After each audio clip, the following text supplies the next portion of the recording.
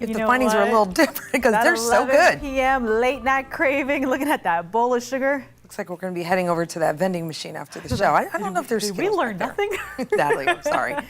Meteorologist Natalie Ferrari here to talk about weather, not Skittles. Not Skittles, but maybe later. We'll be tasting a different kind of rainbow this week with lots of rain chances continuing to increase, especially towards the weekend. You know, we did have some rain-cooled air move across the region. I know it didn't feel like it today, but our daytime high of 92 is finally close to where we should be for this time of year, which was 91 degrees. We only went 1 degree above that, but it still was a warm and steamy day.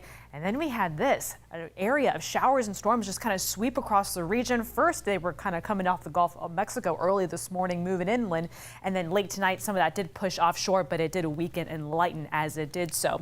I want to bring your attention down towards the Gulf of Mexico. You can kind of see these cluster of showers and storms over the Gulf. They've actually kind of converged and really started to bust out a lot of lightning. Well, this one right here, just to the west of Sarasota, is about 60 miles south of Tampa. I have been noticing that beautiful view off in the distance on our camera for the last 30 minutes to about 45 minutes.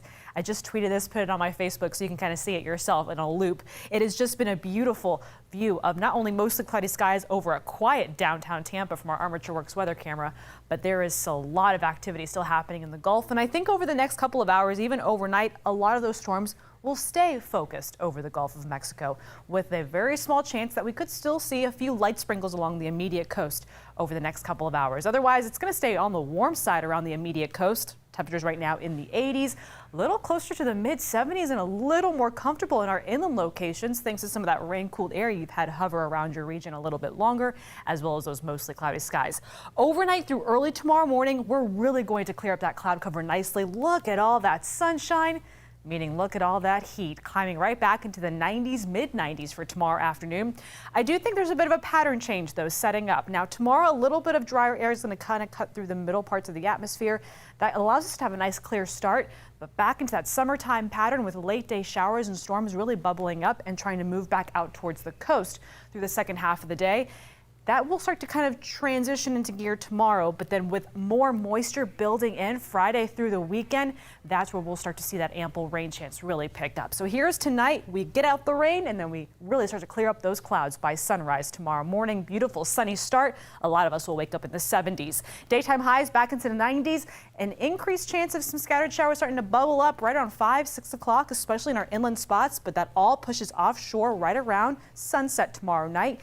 And that's it. That's really going to be our only rain chance of the day. And I think we rinse and repeat that for Friday with a little bit more moisture overhead.